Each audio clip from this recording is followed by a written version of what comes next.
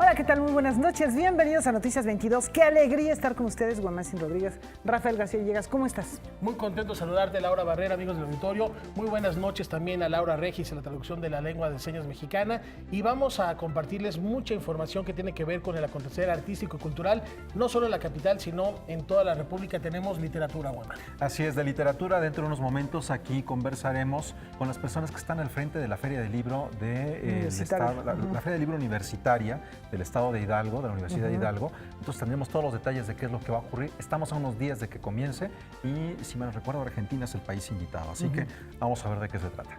Además, en información internacional, hoy es Visión Global, Ileana Rodríguez Santibáñez nos va a platicar de un tema que está candente, que es Turquía. Recep Tayyip Erdogan pone aranceles fuertísimos, 120%, 150%, bebidas alcohólicas, automóviles a los Estados Unidos. La economía turca está en completo debacle. En fin, la situación está muy candente. Qatar ya entró también para apoyar a Turquía. Sin embargo, es un país que la está pasando realmente muy mal y con una pésima relación, obviamente, con los Estados Unidos. Exactamente, sobre eso hablaremos, que es uno de los puntos. Hay una guerra económica en diferentes partes en el mundo derivado de el proteccionismo estadounidense. Ya nos platicará más adelante Ileana Rodríguez Santibáñez. Y hemos dado seguimiento al destino de los archivos de Octavio Paz y Juan Villoro se ha pronunciado al respecto y el Colegio Nacional se compromete a resguardarlos. También platicaremos de esto.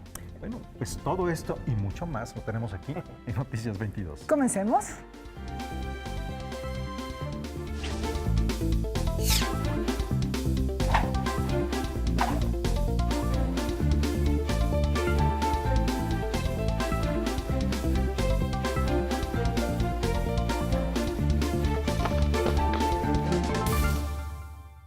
Bueno, vamos a comenzar con una noticia, una información que hemos tocado en estos días, donde las lenguas indígenas son verdaderamente una noticia. Anoche, dos jóvenes autores del Fondo Editorial Tierra Adentro compartieron su experiencia como trashumantes del idioma y hablaron del panorama actual de las lenguas originarias en la literatura. ¿Hasta qué grado el estándar occidental e hispanohablante se ha impuesto sobre las lenguas originarias de nuestro país? ¿Qué tan funcional resulta aproximarse a ellas a partir de los géneros tradicionales, cuando la cosmovisión de estas culturas y las características de sus lenguas son diferentes? ¿A qué desafíos se enfrenta la lengua indígena con sus hablantes y sus escritores? Toda lengua es una posición política, digamos, en el mundo. Y al menos desde mi caso, al escribir en lengua tunzabi, lengua mixteca, es también una cuestión, sí, de visibilidad de la lengua, pero también una cuestión política, de decir, también podemos hacer literatura en lenguas indígenas y tiene la misma validez. Quizá no la misma crítica literaria porque es muy joven. Realmente venimos de una historia en la que nuestra escritura es joven, porque pues históricamente el español ha sido la lengua que se ha hablado y en la que se ha producido. Estas fueron algunas de las reflexiones en la charla Escribir en lenguas indígenas que se llevó a cabo en el Centro de Creación Literaria Javier Villaurrutia. Nadia es pedagoga de profesión, escribe poesía y está convencida de hacerlo en mixteco y en español. Lamentablemente la poesía es de lo que menos se lee y la poesía en lenguas indígenas, me atrevo a decir que es todavía menor, ¿no?, su lectura. Sin embargo, creo que también esto responde a que muchas de nuestras lenguas son orales. Y a pesar de que hay una escritura que está apenas, digamos, en desarrollo, todavía falta personas que justo sean alfabetas en la lengua. Entonces, al menos yo, aunque sé que tengo muy pocos lectores en la misma lengua, lo sigo haciendo para visibilizarla.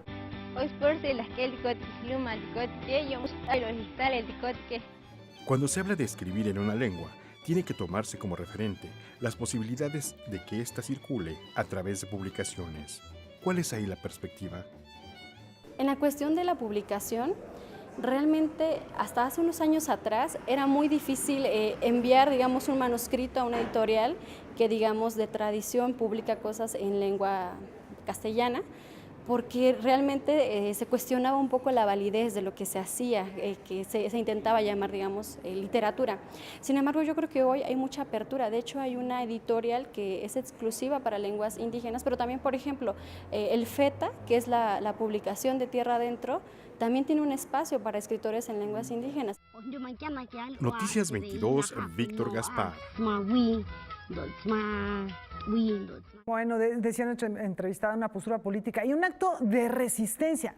La verdad es que suena rarísimo decir eso, pero yo creo que hay por ahí, no sé qué piensan ustedes, un acto de resistencia en seguir publicando a contracorriente en el sentido de la cantidad de personas que lo hablan. Y sin embargo, la Ley General de Derechos Lingüísticos de los Pueblos Indígenas reconoce 68 lenguas más 300 y tantas variantes lingüísticas. O sea, hay una riqueza ahí minoritaria en el sentido de la cantidad de la gente que la habla. Y eso es muy preocupante.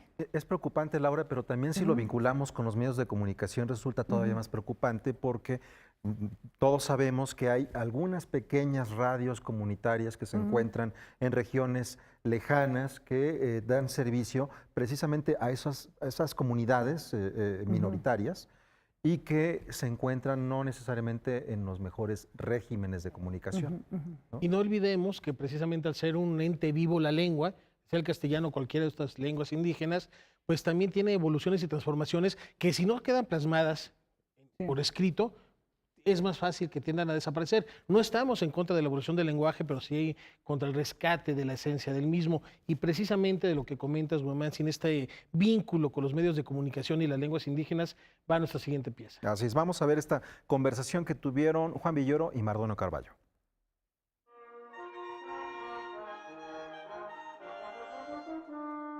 Hay muchísimas comunidades que viven en situación de apartamiento y cuyas lenguas no son reconocidas, y es el caso de los pueblos originarios de México. En 1994, los zapatistas se levantaron para protestar por la entrada en vigor del Tratado de Libre Comercio con Estados Unidos y Canadá, que aparentemente prometía un país de primer mundo, olvidando a tantas comunidades que nunca han sido atendidas. Los mexicanos tradicionalmente hemos tenido un gran orgullo por los indios muertos, los que construyeron las pirámides, los que llenaron los museos de joyas extraordinarias, pero no consideramos que forman parte de nuestro mundo contemporáneo. Las lenguas indígenas tienen su propia literatura, gramática y son idiomas establecidos. Es por esto que necesitan los medios para difundir su conocimiento. Así lo externó Juan Villoro momentos antes de la conferencia que dio junto con Mardonio Carballo en el Colegio Nacional. No se puede hablar de la salud de las lenguas si las lenguas no tienen plataformas para expresarse. O sea, sería deseable que hubiera programas de computación en las lenguas originarias, que hubiera radiotransmisoras en todos los lugares donde pudieran ellos expresarse en su lengua, y también que hubiera educación no solo para ellos, sino para nosotros. Si tú quieres hoy en día, por ejemplo, aprender maya en la Ciudad de México, es muy difícil, hay muy pocas opciones. Y estamos hablando de una de las lenguas más extendidas, todavía viva, con un legado extraordinario. Y sin embargo, no es posible acceder a esta lengua. Para el miembro del Colegio Nacional, el gobierno, en los 3 niveles, debe darle por ley los medios a los pueblos originarios para comunicarse y difundir su conocimiento, costumbres y producción actual.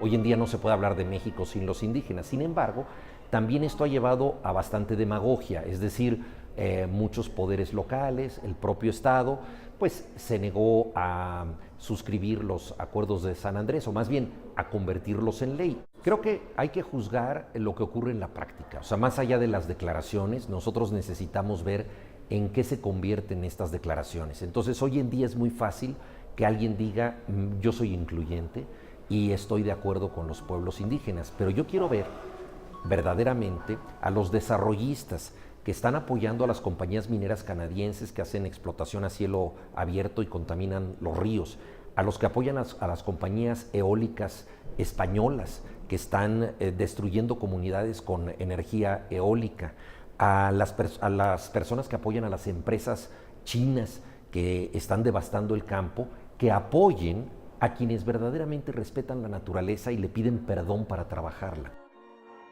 Noticias 22, Alberto Aranda. Vaya, yo creo que estas declaraciones dejan mucho para la reflexión y para la acción. Efectivamente, tenemos esta ley que decía de 2003, derechos culturales, derechos lingüísticos para los pueblos originarios. Está plasmado ahí, pero en muchos sentidos es palabra muerta porque se trata de comunidades que son de escasos recursos, que no hay muchos habitantes que tengan la capacidad de luchar desde muchas trincheras, así que bueno, pues es algo que corresponde a toda la sociedad, a todos los ámbitos del gobierno defender a estos pueblos, la cultura que tienen, que también forma parte de nuestra historia. Y bueno, fíjense que como parte en el contexto de esta conversación con Juan Villoro, quien es presidente del Colegio Nacional actualmente, él se refirió al acervo documental de Octavio Paz, que va a ser resguardado por la institución que él preside.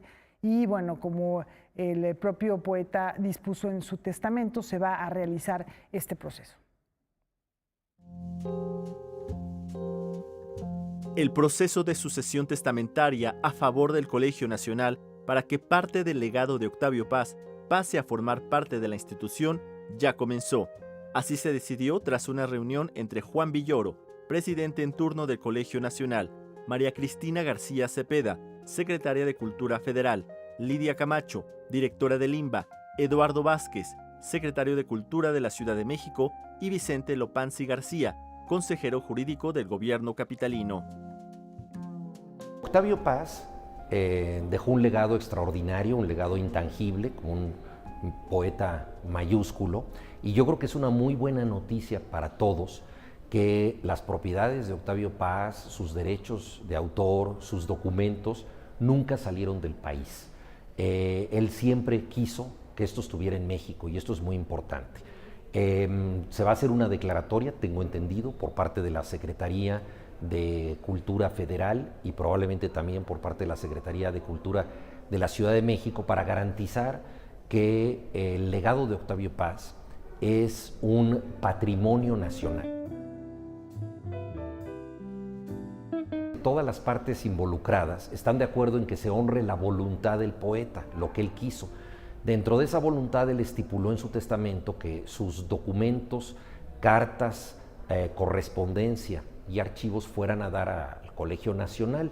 Entonces, pues nosotros aquí en el colegio seremos custodios de eso, cumpliendo con los requisitos de Octavio Paz, que es que no se abrieran hasta 25 años después de su muerte. Han transcurrido 20, dentro de 5 años se abrirán y habrá que clasificarlos, custodiarlos y, por supuesto, abrirlos a todas las personas interesadas en esto.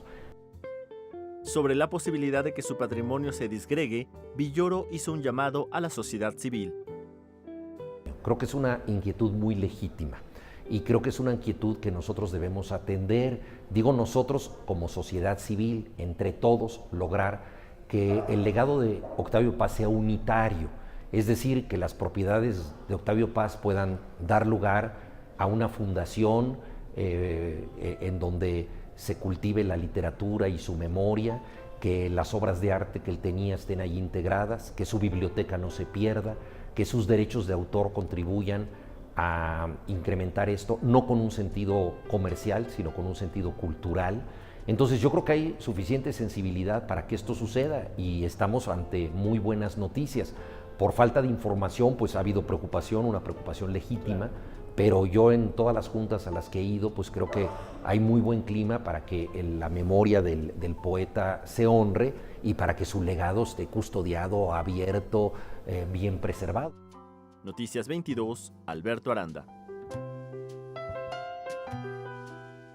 Bueno, mientras ocurría esta entrevista que tuvo Alberto Aranda con Juan Villoro, que durante estos meses está al frente, preside el Colegio Nacional, porque la presidencia se va rotando con todos los miembros.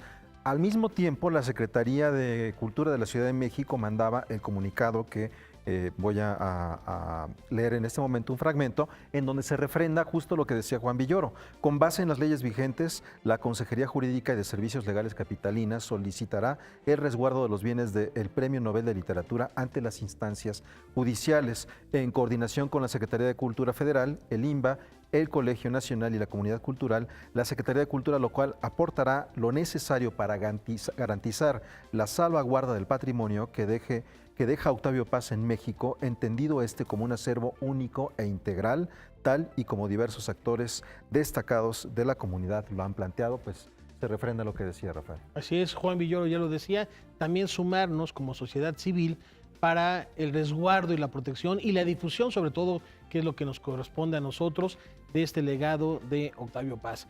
Y ahora sí, dicho lo anterior, nos vamos a una brevísima pausa. Ya tenemos las maletas listas para irnos a la bella y airosa Pachuca Hidalgo para celebrar las letras, de manera particular las argentinas.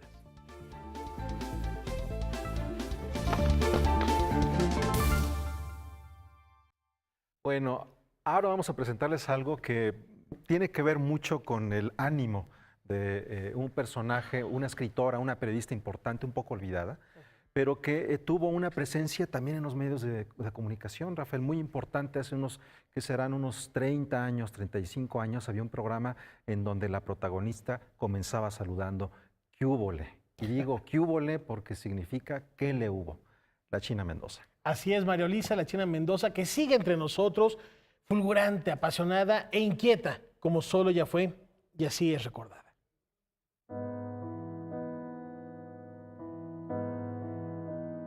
Mi refugio es escribir. Lo escrito por mí es un estallido de luz con sus tormentas de lágrimas, afirmaba la escritora María Luisa La China Mendoza, a quien el Instituto Nacional de Bellas Artes rindió un homenaje nacional el martes 14 de agosto en la Sala Manuel M. Ponce del Palacio de Bellas Artes. María Luisa La China nace frente al Teatro Juárez. Su padre fue diputado, fue alcalde, fue la persona que ordenó la construcción del faro en la ciudad de Guanajuato. Y La China desarrolló su pasión, sus imágenes, toda su vida de la infancia en esa zona de una ciudad maravillosa que es Guanajuato. La narradora Beatriz Espejo, el dramaturgo Miguel Sabido, la artista visual Carmen Parra y el senador Juan Carlos Romero Hicks, moderados por Silvia Molina, hablaron sobre sus propias experiencias con la autora. Este es un ciclo que empieza en Bellas Artes y que en 2 días más en Guanajuato se pondrá una placa por parte del ayuntamiento en honor a ella y al faro que alumbra la vida cultural y los sueños de Guanajuato. El Instituto de Cultura de Guanajuato y la universidad también le dan un homenaje en otro de los grandes recintos, que es el Teatro Juárez. Entonces se conjugan el Palacio de las Bellas Artes y el Teatro Juárez.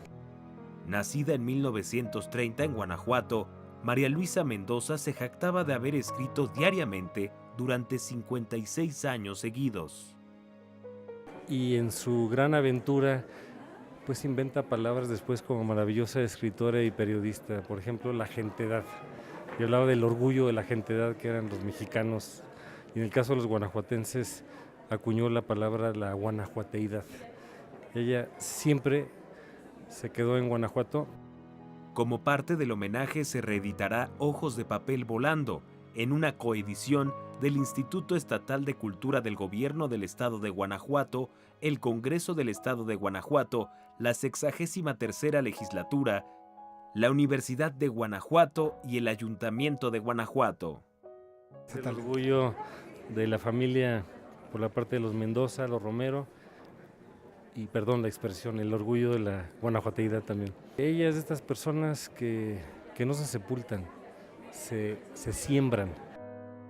Con información de Salvador Perches Galván, César H. Meléndez, Noticias 22. Qué bonito lo del simiente, ¿no? Queda sembrado el recuerdo de La China Mendoza y hay que acercarnos a su lectura y aprovechemos que se van a hacer estas reediciones de su obra para leerla. Y a propósito de literatura, qué mejor que Pachuca Hidalgo para celebrar. Híjole, que Pachuca, que es una ciudad hermosa y que nos ofrece una feria de libro universitaria, que Laura Barrera nos va a dar todos los detalles porque ya se encuentra con nuestro invitado. Muchas gracias, Rafa. Hace un momento decías la bella airosa. Y justamente el lema de este encuentro es donde a las letras no se las lleva el viento, porque se quedan y ya son 31 años de un encuentro editorial de distribuidores, de ilustradores y desde luego de lectores y de fomento a la lectura. Adolfo Pontigo Loyola, quien es rector de la Universidad Autónoma de Hidalgo, está con nosotros para platicarnos de la feria que comienza el día 24 de agosto, termina el 2 de septiembre. Son 1,350 actividades, 800 editoriales, 80,000 títulos y hay de todo, hay para niños, hay para jóvenes, hay talleres. Platíquenos cuáles son las actividades más destacadas de la feria y qué puede esperar el visitante. Con mucho gusto, Laura. Muchas gracias por la invitación a todos. Esta es, como bien has dicho, la 31ª oportunidad de elaborar esta feria, de llevarla al público y nos complace enormemente porque es una de las 5 mejores ferias que tiene el país. Realmente nos ha costado mucho trabajo ir cambiando de sus inicios de 1988 a la fecha. Inició siendo, su nombre era Ferilú, Feria del Libro Universitario, y a partir del 2011 lo llevamos al Poliforum Carlos Martínez Balmori, que seguramente ustedes conocen, y si no, esta es la mejor oportunidad para que vayan y lo conozcan. Estamos invitando como país anfitrión, está Argentina. El tema que se elige un año antes de que llegue la feria a su ejecución, ahora veo que aparecen las imágenes del Poliforum. Efectivamente, está un tema muy apropiado para estos tiempos. Sí, es la democracia y bueno, pues muy adecuado, muy en boga en lo que ha estado sucediendo, cuando menos en nuestro país. Y bueno, la idea fundamental es que nosotros tengamos más de 1.300 actividades. Creemos firmemente que una de las auténticas soluciones, no es la única, pero me parece que es de las más importantes y debe estar ahí, es la educación, y va muy de la mano con la cultura. La lectura que se realiza a través de esta feria está enfocada también a un grupo que tú lo acabas de mencionar y es muy importante, que son los niños. Hay un espacio de la FUL que se llama FUL Niños, y en donde a través de distintos talleres tratamos de que los jóvenes socialicen. Ahora está apareciendo en la pantalla una carrera atlética que reúne más o menos, el año pasado reunimos más de 22,000 participantes, y la feria, el año anterior tuvimos 160,000 visitas durante los 10 días que dura. ¿La mayoría vienen de la región, del país, o son locales? Mira, vienen de distintas partes del país. Hoy en la mañana tuvimos la oportunidad, seguramente ustedes están enterados, que el presidente electo estuvo en una reunión en la Núñez. Entonces, nosotros a través de este organismo, yo soy presidente de la zona centro-sur de Anúyez, y nos comunicamos, es una feria de todos y viene de todas partes de la República. Sí viene gente de otros países, no te quiero decir que viene una gran cantidad de gente del extranjero, pero fundamentalmente es gente que asiste del país, el 80% es gente que es del país, del estado. Y bueno, los invitados que tenemos, lo platicamos Eso vienen hace del rato. extranjero, muchos de ellos, son internacionales. Qué invitadazos. Estoy realmente muy emocionada de que nos platique rector, porque son muy diversos, hay premios Nobel incluso, así es. Algunos muy queridos por México y otros que nos visitan no tan frecuentemente, así que es una oportunidad única. Bueno, pues la gente va a tener la oportunidad de estar interactuando con Óscar Arias Sánchez, que como ustedes saben fue Premio Nobel de la Paz en el 87, ha sido 2 veces presidente de Costa Rica. Él es el 15º de los doctores honoris causa que tiene la universidad, y prácticamente casi todos los doctores que aún viven, de los 15 que vamos a tener ahora, de alguna forma u otra participan en eventos institucionales. Entonces él estará visitándonos, se va a llevar a cabo la investidura como doctor honoris causa. Viene también el politólogo italiano Gianfranco Pasquino, que seguramente ustedes conocen. Él ya ha estado en México, el año pasado estuvo por aquí en México, nosotros le corrimos la invitación. Él se encontró, le dio mucho gusto, le gusta lo que está haciendo la universidad. Él viene en calidad de profesor honorario visitante, y estos profesores honorarios visitantes en algún momento regresan a dar alguna cátedra al área específica, en este caso de Ciencias Sociales y Humanidades. Viene también Adam Johnson, a quien seguramente ustedes conocen, un joven periodista estadounidense que ha tenido el premio Pulitzer por ahí del 2002, si mal no recuerdo. Su obra más destacada que le propició este premio fue precisamente El huérfano. El rubro es ficción, pues, y entonces él también va a estar con nosotros. Y aparte de ellos tenemos una playa de escritores y de gente intelectual de este país. Genaro Villamil, Agustín Cadena, Silvia Molina, Benito Taibo, Paco Ignacio Taibo, Sergio Ramírez, Adolfo Guili, Javier Velasco, Silvia Scherem, Ricardo Rafael y Héctor Marluen, entre otras muchas personalidades. Nos visita también el astronauta mexicano José Hernández. Entonces va a ser una fiesta que nosotros hacemos año con año, y que la finalidad es precisamente que sea una institución de educación pública como la nuestra, que hoy ocupa un lugar de privilegio en el ámbito nacional e internacional. Recién Times Higher Education nos ubicó entre las 120 mejores universidades de América Latina. Formamos parte de la playa de las 1.200 más importantes en el mundo, y en México estamos entre las 10 mejores universidades de este país, públicas y privadas. Solamente hay 22 que están evaluadas por estos organismos evaluadores y acreditadores internacionales. El mejor y el más importante, como seguramente ustedes saben, es ARGU. Ahí están las 500 mejores y eso lo lidera Oxford, y aspiramos en 2035 a poder estar dentro de ese organismo acreditador que es ARGU. El hecho de que se trate justamente de una feria de libro que proviene y que tiene un origen universitario le da un cierto carácter académico, digamos, de rigor, de mucha claridad, de actividades no solamente que sean, desde luego, tienen que ser recreativas, agradables para la gente, pero que tienen un sentido muy claro. Absolutamente. En el caso particular, yo siempre he referido que las universidades son precisamente el espacio, la fábrica más maravillosa de sueños, en donde el único límite que puede tener cualquier persona es la capacidad de poder creer y creer para crear. Tengo también muy claro que todos, absolutamente todos, en algún momento de nuestra vida, y el que pierde sus sueños pierde su vida. Todos, en la capacidad que tenemos para soñar, pues podemos aspirar a lograr una mejor situación, un mejor estadio. Si afrontamos las cosas con planeación, con orden, con organización. Decía por ahí algún amigo irlandés, ahora que tuve la oportunidad de estar en la London School of Economics, decía precisamente que los sueños son de gente despierta, y creo que la universidad cumple con eso.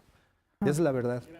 Así es. Entonces, la idea es que George Bernard Shaw fue rector de la London School of Economics, y él es el autor de esa frase que ilustra perfectamente lo que nosotros queremos ser. Y la lectura permite, yo no tengo nada en contra de otro tipo de medios, pero la lectura permite dar rienda suelta a la imaginación, y yo no creo que exista un artefacto que pueda producir tantas sensaciones como es el cerebro y es la imaginación. Así que a imaginar y a soñar con esta feria que empieza el 24 de agosto, por lo cual, Rafa Buelmán, pues hay tiempo de prepararse para quienes no vivimos allá y acudir. Muchísimas gracias, rector, por estar aquí y por hacernos esta invitación. Muchísimas gracias a ustedes por su tiempo y su generosidad. Son bienvenidos. Bueno, pues con esta invitación nos vamos a una pausa. Volvemos.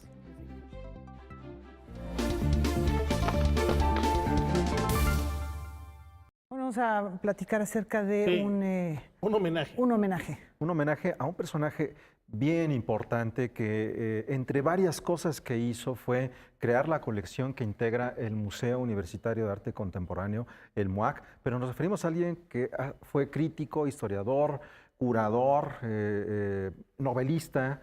Hizo también una película bien interesante sobre la presencia de Sergei Eisenstein en una hacienda pulquera cuando se filmó La malograda Que viva México. Nos referimos a Olivier Desbrosses. Han pasado ya 10 años de su partida, pero su memoria sigue vigente. A una década del deceso del curador y crítico de arte Olivier Desbrosses, la editorial Cubo Blanco, con apoyo del FONCA, publica uno de los 3 libros que el autor dejó terminados. El arte de mostrar el arte mexicano, ensayo sobre los usos y desusos del exotismo en tiempos de globalización, 1992-2007, recoge las reflexiones del arte en nuestro país. El volumen está prologado por Cuauhtémoc Medina. Encapsula su visión sobre el modo en que la interacción entre el arte mexicano y la demanda, expectativa y circulación internacional lo fueron creando. Desde los años 20, en una pieza de historia sobre precisamente la representación del arte mexicano a través sobre todo de los museos y los agentes norteamericanos a lo largo de todo el siglo, que todavía es, yo creo que esencial para cualquiera que quiera entender la dinámica de la historia del arte en México, pero luego en una concentración muy intensa, los textos que produjo la emergencia de la curaduría, la circulación global y el modo en que empezó a circular arte mexicano a principios de los 2000. Esta postura crítica está sentada en el concepto de exotismo. Una buena definición de exotismo es la representación del otro como un total extraño cultural, pero al mismo tiempo totalmente incapaz de causar daño. Es una especie como de amenaza india domesticada. Y el libro de manera muy clara desgaja el modo en que la proposición de lo indígena, la negociación de lo auténtico, la formulación de lo primitivo, y la expectativa un popoco de extrañeza, son capítulos importantes, primero de la primera absorción del arte mexicano en las exposiciones de los Estados Unidos en los años 30, de la exportación oficial que Fernando Gamboa emprende del arte en los años 60 alrededor del mundo, en un momento en que precisamente la posguerra demandaba esta especie de panorama de culturas y de absorción turística, artística, pero de una manera muy sutil el que él encontraba conflictiva la forma en que precisamente el espacio de representación de esta otredad salvaje todavía estaba en operaciones en este siglo como forma de visión de lo mexicano. Una cosa muy importante del libro de Olivier es que él asumía la investigación histórica como una necesidad inmediata de orden estratégico para su trabajo curatorial del presente. El arte de mostrar el arte mexicano es una publicación de la editorial Cubo Blanco. Noticias 22, Víctor Gaspar. Bueno, pues el legado Olivier de Brasse, la curaduría, el análisis del arte que realizó en México, realmente yo creo que es algo que quedará para la historia. Toda esta generación tan importante de críticos, de curadores a la cual perteneció él, bueno, pues Raquel Tibol, en fin, gente que desafortunadamente ya desapareció, Teresa del Conde también. Bueno, pues vamos a otros asuntos y tal parece que la desgracia se ha posado sobre el teatro helénico. Nos informan que en medio de infortunios, peripecias, todo le sale mal a la compañía que allí se presenta. ¿Qué es esto? Charles, inconsciente. Seguramente dormido, señor Colemore. Eso espero, Perkins. Tomaré su pulso. Rayos, sabía que algo andaba mal. Charles no suele desaparecer así. Señor, está muerto. Un grupo de nobles actores pretenden deleitarnos con una magistral pieza de misterio, pero de repente se desencadena un desastre total. El éxito de Broadway neoyorquino, surgido del West End londinense, la obra que sale mal, llega a México. Dirigido por el creador del montaje, Mark Bell, a quien le cuestionamos cómo se le hace para que una obra salga mal, para que salga bien. ¿Pero por qué alguien querría asesinarlo? Charles era tan gentil, era generoso, bondadoso, un verdadero filantrópo. Carefully. Con cuidado, con mucho cuidado. It takes a huge amount of precision and a huge amount of control on behalf of the actors. Toma muchísima precisión y mucho control para los actores. So they've had to work extremely hard to learn the play. I know the play very well. I've been doing it for almost 6 years. So for them, it's almost like learning a choreography first. Que él conoce la obra muy bien, la ha estado haciendo por 6 años, pero para los actores es como aprender una coreografía, la tienen que aprender muy precisamente. And it's a very, very fun, enjoyable show to perform, but it requires a huge amount of energy. And so they've had to work really hard. They've been in training.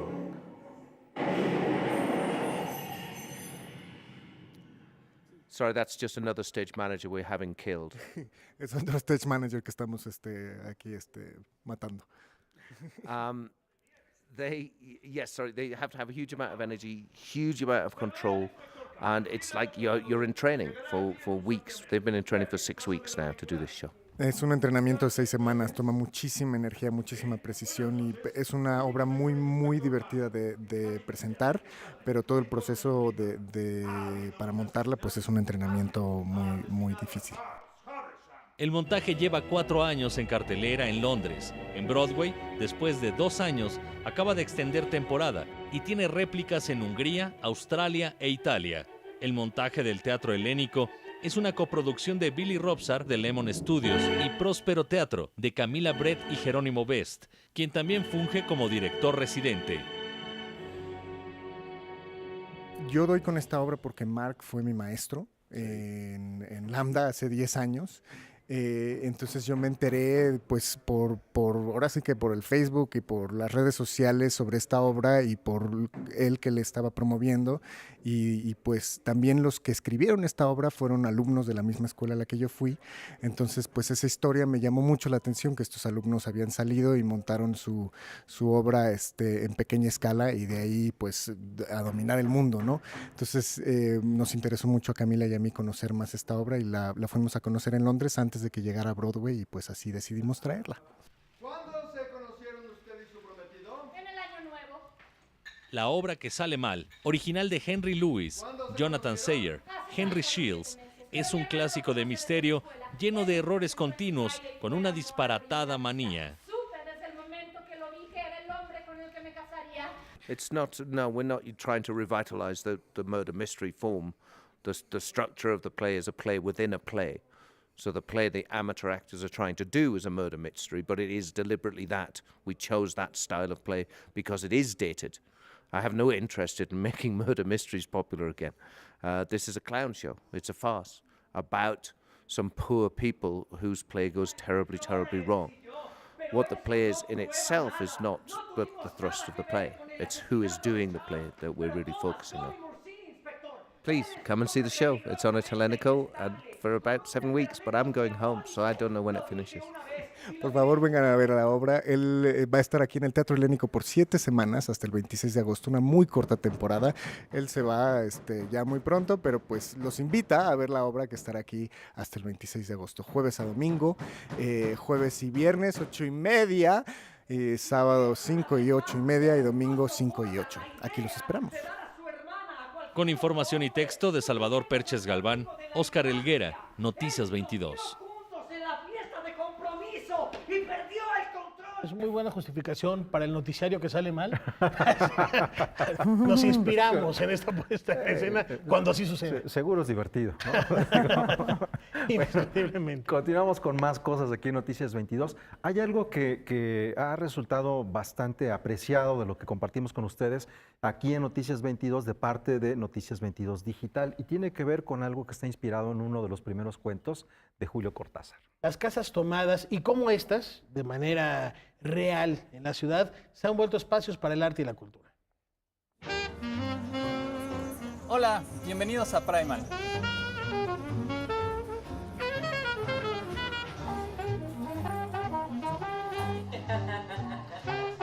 Pues esta casa pues tiene más de 60 años y era de mi abuelo. Ahora nosotros la ocupamos y hemos tenido la posibilidad de modificarla a nuestras necesidades. Bueno, Primal es un estudio transdisciplinar donde abordamos proyectos de manera colectiva y tratando de incluir a las más disciplinas posibles. Creemos que el trabajo se logra de manera más eficiente cuando viene desde varias cabezas y desde varias formas de pensamiento y de saberes, ¿no? Lo que llegamos a hacer en un principio, sabiendo que era una casa muy vieja, decidimos que teníamos que cambiar todos los drenajes, ¿no? Era como una cuestión técnica, práctica de hacer. Y en ese momento fue cuando dijimos que teníamos que instalar un sistema de captación pluvial. Y ahora toda la terraza capta la lluvia de la ciudad. Y después ese se convirtió en un proyecto de Primal. Una de las primeras cosas donde nos dimos cuenta que teníamos que vincular al espacio con el barrio era cuando teníamos problemas de agua en la ciudad.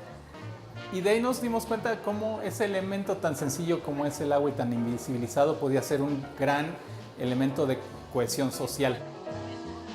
Sí, es con una mezcla de agua de lluvia totalmente. Tenemos un proyecto de residencia de este lado que es donde recibimos a diferentes disciplinas a quedarse con nosotros en Primal. Otro de los programas que tenemos es Matria, que está muy relacionado, o más bien trabaja sobre las lenguas maternas y a lo que se dedica principalmente es tratar de llevar las lenguas originarias a un uso cotidiano. Al futuro. Sí. Y aquí en la terraza también sucede otra de nuestras iniciativas principales, que es Film, y proyectamos películas en este gran muro de nuestro vecino cada 2 meses. Creo que la idea justamente es en estas ciudades en donde toda la gente se aliena o la ciudad aliena, lo que estamos tratando de hacer es comunidades que nos podamos ver, que nos podamos reunir. Puede ser, bueno, visitarnos en nuestro sitio. ¡Ay! Sabía que iba a pasar esto. En nuestro sitio, que es www.primal.mx, las redes sociales, Instagram, Twitter, Facebook, Primal Studio. Los invitamos al Rainbar, una parte de la iniciativa de captación pluvial, que se llama 754 mililitros para tomar agua de lluvia.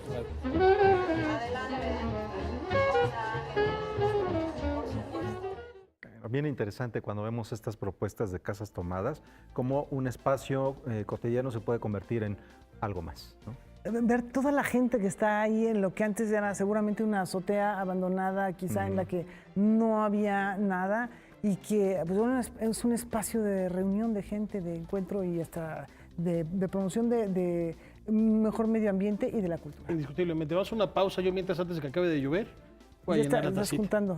Ya, volvemos.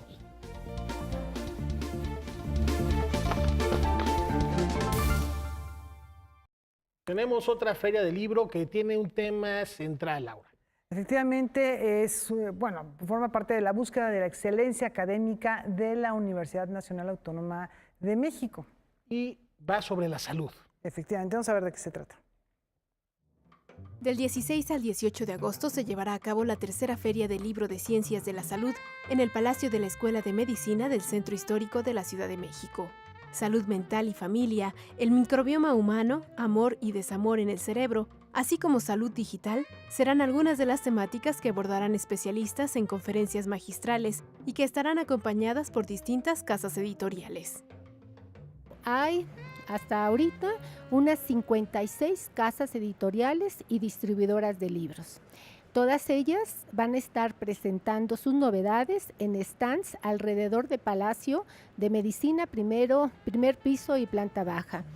Los alumnos podrán adquirir estos libros a precios especiales porque hemos pensado que las casas editoriales nos pueden dar buenos descuentos. Para esta edición se espera la asistencia de cerca de 15,000 visitantes, quienes podrán escuchar a personalidades como Olga Marina Robelo, Alejandro Frank, Roberto Tapia Conyer, María Elena Medina Mora y Rubén Argüero Sánchez. Además, la feria contará con la presencia de agrupaciones como el Ensamble Prometeo de la Facultad de Ciencias y la Camerata de Guitarras de la Facultad de Música. Aquí nuestra misión como universidad es dar la mejor información para formar a los mejores médicos del país y también las otras carreras que hay aquí en facultad. Para ello es muy importante que tengamos un acervo bibliográfico actualizado y estas novedades bibliográficas las vamos a tener en la feria. Noticias 22, Karen Rivera. Bueno, es miércoles de Visión Global y vamos a hablar de un tema que es súper interesante. Pareciera que está muy lejano, pero no, es la crisis política y después financiera que ahora vive un país como Turquía, el desplome de su moneda y los vínculos que, mejor dicho, también cuál es la forma en la que participa Turquía en esta guerra comercial que estamos viendo a partir del proteccionismo estadounidense. Iliana, Claro. bienvenida. Buenas noches a todos. Bueno, es relevante, platicábamos fuera del aire hace unos minutos que se está calificando este episodio entre Estados Unidos y Turquía como un episodio de carácter meramente económico, pero en realidad, y te doy toda la razón, el origen es fundamentalmente de carácter político. Encontramos una Turquía bicontinental atrapada entre Oriente y Occidente, que sirve de puente entre estos dos continentes, entre el asiático y el europeo, y que finalmente hay muchos intereses en la región, partiendo, por ejemplo, que tiene como vecinos, entre otros, a la propia Siria, que está actualmente en un gran conflicto con Occidente a partir de que Rusia, Vladimir Putin, apoya los intereses de Bashar al-Assad en Siria. Entonces, sí hay una situación de carácter política que también es una herencia de una multiplicidad de factores que inciden en el desarrollo cultural de Turquía, que no logra amalgamar a una población donde hay un incipiente Estado turco que en las pasadas elecciones alcanzó una minoría, si ustedes quieren, en el Parlamento turco, lo cual también ya les da voces a los kurdos y que por supuesto es interesante ver cómo confluyen estas voces. Algo interesante que también es de origen político es que en el 2016 hubieron diferentes manifestaciones y rebeliones en contra del régimen de Erdogan, el presidente actual de Turquía, que lo llevaron a calificarlo como un golpe de Estado, el intento de un golpe de Estado. Así es. De allí hubo una gran persecución en contra de intelectuales y allí un líder que dirigía una facción opositora a Erdogan se autoexilió en Pensilvania, Estados Unidos. Este líder, Fethullah Gülen, está siendo reclamado por los turcos, por el gobierno de Erdogan, para que sea devuelto a ese estado y pueda ser juzgado como uno de los líderes que incitó a ese intento de golpe de Estado. Por otra parte, en el 2016 se imputaron a muchos nacionales de otros estados, como griegos, por ejemplo, de haber colaborado en ese intento de golpe de Estado. Pero también un dato muy importante es que se le adjudicó el liderazgo también de estos grupos subversivos a un líder religioso de los Estados Unidos, Andrew Burson, que estaba en ese momento allí. Por supuesto, le imputaron, ya lleva 2 apelaciones ante la justicia turca.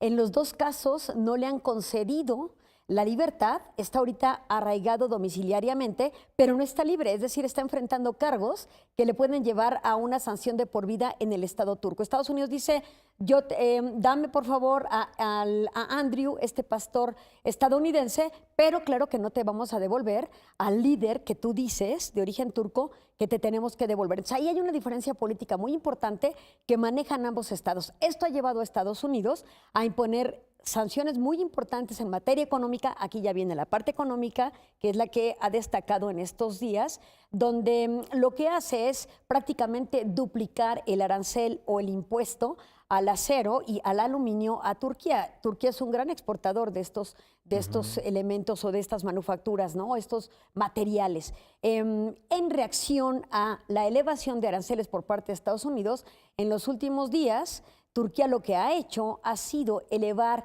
el impuesto también desde un 60% hasta un 120%, 140% a algunos componentes de manufactura importante en tecnología e incluso del sector automotriz a los Estados Unidos. Entonces hay una guerra comercial muy importante entre estas dos entidades. Erdogan ha llamado a su pueblo a decirles que consuman productos de origen turco o de otra nacionalidad o de otro origen distinto a los estadounidenses. Por ejemplo, en la cuestión de los teléfonos, los celulares, dice, no hay que consumir determinada marca que tiene una manzanita y que viene de tal lugar, sino vamos a consumir ahora otras de carácter asiático, pero lo que no se pone a reparar Erdogan es que muchos de los componentes de estos instrumentos, estos gadgets, son básicamente también de origen y de patentes estadounidenses. Asiáticas, ¿no? Sí, es decir, la economía está muy articulada y por supuesto hay este golpe al sistema financiero internacional donde la lira va en una franca caída y por supuesto en esta depreciación comienza a afectar a los inversionistas en Turquía, específicamente un sector, el turismo, la industria hotelera. Los bancos españoles están también sufriendo un importante revés con la caída de la lira y por supuesto, si el sistema financiero está articulado, por supuesto que también está teniendo un impacto incluso en el peso, aunque se diga, ¿cómo? Bueno, sabemos que hace pocos días el peso sí sufrió una apreciación frente al dólar y ahora lo que está pasando es una depreciación por este entorno que estamos observando de incertidumbre respecto de la economía turca. Erdogan no ha hecho más que hacer más severas las medidas de reacción en contra de Estados Unidos y la otra, pues bueno, tenemos que este fin de semana se reúnen precisamente Angela Merkel y Vladimir Putin. Yo estoy segura que no solamente van a tocar el tema de Siria y el tema de Ucrania, que está en la agenda entre estos dos estados, sino por supuesto tendrán que tocar el tema de Turquía, que es un país en este momento incómodo para los Estados Unidos y por supuesto para los fines de este. Recordemos que había un dejo de democracia que le daba la oportunidad a Turquía de pertenecer a la Unión Europea. Se acabó con las medidas que el propio Erdogan ha estado tomando, incluso con la amenaza de volver a instaurar la pena de muerte que aleja a todas las concepciones de democracia y de derechos humanos y de protección a estos en este estado, ¿no? Entonces, la situación es complicada para Turquía, pero si no encontramos las voces moderadas de mediación y de negociación de Estados Unidos para salir de este episodio, sin duda estaremos viendo una escalada, por supuesto, de una guerra comercial y de violencia incluso en el área o del perímetro geopolítico de Turquía, en donde, en Siria específicamente, donde podrá ser todavía más agresivo Turquía. Así es, porque no solamente el vínculo con Siria, es también la forma en la que se ha plantado Turquía frente a Rusia en los últimos años. De hecho, hubo hace algunos años, Rusia cortó el suministro de gas en el invierno a Turquía, tratando de establecer unas nuevas condiciones económicas. Y hay otra cosa que me llama la atención, ya antes de despedirnos, Ileana, que hace cerca de 3 años más o menos, Turquía estaba buscando un vínculo comercial con México para que de alguna manera aquellos países que no tenían mejores condiciones arancelarias con la Unión Europea y con Estados Unidos pudieran formar un bloque y pues dar un manotazo un poco más fuerte y mirarse mejor a los ojos. Claro, James O'Neill decía, después de haber situado los BRICS, Brasil, Rusia, India, China y Sudáfrica, hablaba ahora de los MINS, donde hablaba de México, Indonesia, Turquía y Nigeria, ¿no? Entonces habría que ver esta recomposición del comercio. Finalmente sí hay comercio, aunque es mínimo, pero no exponencial para un bloque. Así es. Bueno, muchos temas que hablar. No está tan lejos Turquía cuando hablamos del mundo y de México. Muchas gracias. Correcto. De nada, hasta pronto. Nos vemos.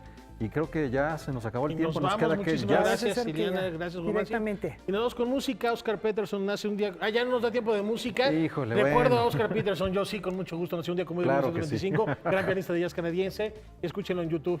Gracias. Hasta mañana. Muy buenas noches. Hasta mañana.